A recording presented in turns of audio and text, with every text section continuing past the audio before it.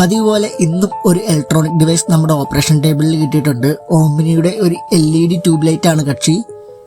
First നമുക്കൊന്ന് connect ചെയ്ത് നോക്കാം. ഇല്ല, ആൾക്ക് ജീവന്റെ തുടിപ്പില്ല. എന്തായാലും നമുക്കൊന്ന് അഴിച്ചു നോക്കാം. ഒരു ചെറിയ സ്ക്രൂ ഡ്രൈവർ എടുത്ത് ആ ഹോളിലൂടെ ഒന്ന് ഇട്ട് തെറ്റിയാൽ ഇതിന്റെ ലോക്ക് ഊരിപ്പോരും.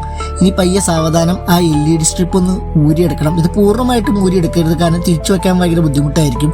ഇനി ഒരു LED ചക്കർ എടുത്ത് ഇതിന്റെ LED സ്ട്രിപ്പിന് ജീവന്റെ തുടിപ്പുണ്ടോ എന്നൊന്ന് ചെക്ക് ചെയ്യണം. LED സ്ട്രിപ്പ് ഓക്കെയാണ്. ഇനി അടുത്തത് നോക്കേണ്ടത് ഇതിന്റെ ഫ്യൂസ് ആണ്. കാരണം ഫ്യൂസ് പോയാലും നമുക്ക് ഇതേ കംപ്ലൈന്റ് കാണിക്കാവുന്നതാണ്. ഓക്കെ, ഇതിന്റെ ഫ്യൂസ് തന്നെയാണ് പോയിട്ടുള്ളത്. അപ്പൊ നമുക്കൊരു കാര്യം ചെയ്യാം, നമുക്ക് ഇതിന്റെ ഫ്യൂസ് ഒന്ന് റീപ്ലേസ് ചെയ്ത് വേറൊരു ഫ്യൂസ് ഇട്ട് വെക്കാം.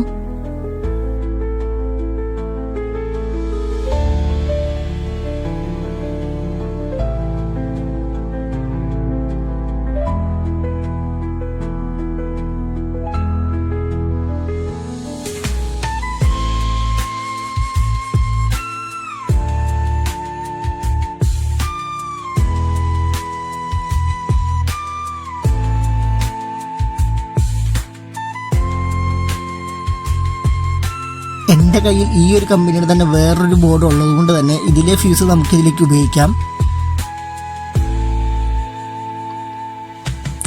അതിലെ ഫ്യൂസ് നമുക്കൊന്ന് അഴിച്ചെടുക്കാം.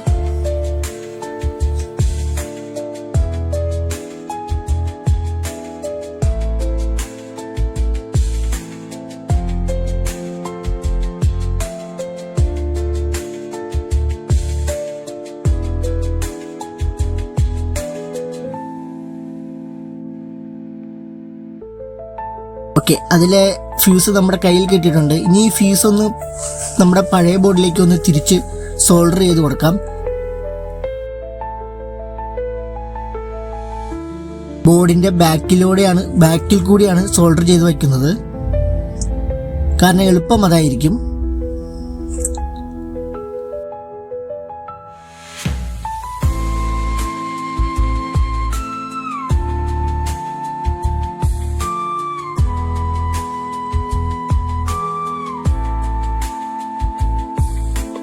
ഇനി ഇതെല്ലാം ഒന്ന് തിരിച്ച് കയറ്റി പഴയതുപോലെ വയ്ക്കാം.